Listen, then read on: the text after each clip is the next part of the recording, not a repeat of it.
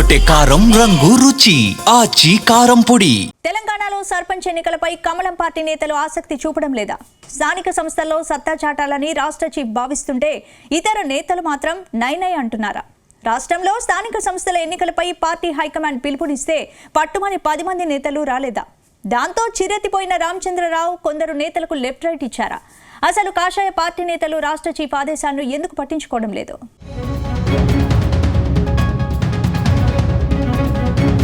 Bharatiya Janata party అంటే క్రమశిక్షణకు care of address. కానీ తెలంగాణలో ఇందుకు రివర్స్ జరుగుతోంది. కొద్ది రోజులుగా తెలంగాణ బీజేపీలో వర్గపోరు సద్దుమణగడం లేదు.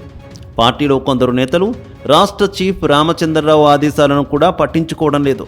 కొన్ని నెలల క్రితమే రాష్ట్ర చీఫ్గా మాజీ ఎమ్మెల్సీ రామచంద్రరావుకు బాధ్యతలు తీసుకున్నారు. ఆ తర్వాత ఆయన పార్టీ అధ్యక్షుడి హోదాలో రాష్ట్రమంతా తిరుగుతున్నారు. పార్టీ కేడర్ను పరుగులు పెట్టిస్తున్నారు. ఈలోపే సర్పంచ్ ఎన్నికలు రావడంతో గ్రామాన విస్తరించేందుకు ఇదే మంచి ఛాన్స్గా రాష్ట్ర చీఫ్ రామచంద్రరావు భావించారట. అందుకే రాష్ట్రంలో కీలకంగా ఉన్న 120 మంది నేతలకు ఆయన ఆహ్వానం పంపినట్టు తెలుస్తోంది. డిసెంబర్ నెలలో జరిగే లోకల్ బాడీ ఎన్నికల్లో అనుసరించాల్సిన వ్యూహాలపై వారికి దిశానిర్దేశం చేయాలని అనుకున్నారట.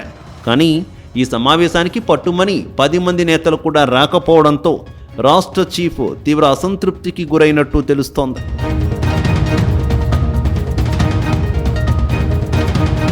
ప్రస్తుతం రాష్ట్రంలో దాదాపు 12,000 గ్రామ పంచాయతీల్లో సర్పంచ్ ఎన్నికలు జరుగుతున్నాయి. అయితే అన్ని చోట్ల పోటీ చేయాలని పార్టీ చీఫ్ రామచంద్రరావు నేతలను ఆదేశించారట. కానీ రాష్ట్ర స్థాయి నేతలు మాత్రం పార్టీ రాష్ట్రమంతటా విస్తరించలేదు.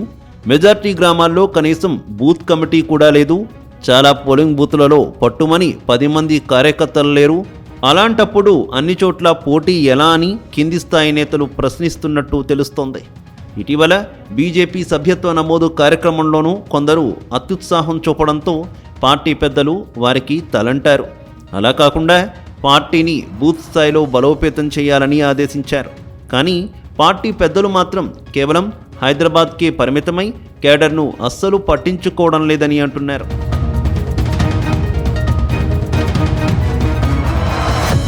ఇటీవల జూబ్లీహిల్స్ ఎన్నికల్లోనూ కాషాయ పార్టీకి డిపాజిట్ దక్కలేదు. గతంలో కంటే కూడా ఈసారి ఆ పార్టీ అభ్యర్థికి ఓట్ల శాతం తగ్గింది. దాంతో రాష్ట్ర నేతలు పార్టీ బలోపేతం, ఎన్నికల్లో గెలుపుపై ఫోకస్ పెట్టడం లేదని చర్చ జరిగింది. మరోవైపు నేతల మధ్య ఐక్యత లేదని మరో వాదన సైతం ఉంది. బీజేపీలో నేతలు తమకు ఇష్టం వచ్చినట్లు మాట్లాడుతున్నారు. ఈ విషయాలన్నీ పార్టీ కేడర్ను కన్ఫ్యూజ్కు గురి చేస్తున్నాయట. అందుకే కొందరు నేతలు ఎవరి మాట వినాలో అర్థం కాక సైలెంట్గా ఉంటున్నట్టు తెలుస్తోంది. మరోవైపు ఎంపీ, ఎమ్మెల్యే ఎన్నికలైతే ప్రధాని మోదీని చూసో, రాష్ట్ర నేతలను చూసో ఓట్లు వేస్తారు. కానీ గ్రామ పంచాయతీల్లో ఇలాంటి పరిస్థితి ఉండదు. చివరికి గ్రామాలకు కేంద్ర ప్రభుత్వ నిధులు, పథకాలు వస్తున్నా వాటి గురించి కూడా చెప్పుకోలేని స్థితిలో కమలం పార్టీ నేతలు ఉన్నారు. ఈ పరిస్థితుల్లో పంచాయతీ ఎన్నికల్లో ఎలా సత్తా చూపిస్తామని రాష్ట్ర చీఫ్ను పార్టీలో కొందరు నేతలు ప్రశ్నిస్తున్నట్టు తెలుస్తోంది.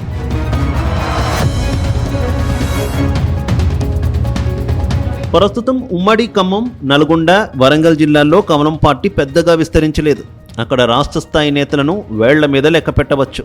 అలాంటప్పుడు ఊరూరా అభ్యర్థులను పెట్టి సర్పంచ్ ఎన్నికల్లో పోటీ అసాధ్యమనే చర్చ జరుగుతోందట. అందుకే రాష్ట్ర చీఫ్ సమావేశాన్ని సొంత పార్టీ నేతలే లైట్ తీసుకున్నట్టు తెలుస్తోంది. కానీ రామచంద్రరావు మాత్రం ఈ విషయాన్ని సీరియస్గా తీసుకొని పార్టీ పెద్దల దృష్టికి తీసుకువెళ్లే ఆలోచనలో ఉన్నట్టు తెలుస్తోంది. మొత్తం మీద స్థానిక సంస్థల ఎన్నికలు కమలం పార్టీ నేతలకు కంటి మీద కునుకు లేకుండా చేస్తున్నాయని సొంత పార్టీలోనే చర్చ జరుగుతున్నట్టు సమాచారం. చూడాలి మరి త్వరలో జరిగే సర్పంచ్ ఎన్నికల్లో కాషాయ పార్టీ ఎన్ని చోట్ల విజయం సాధిస్తుందో.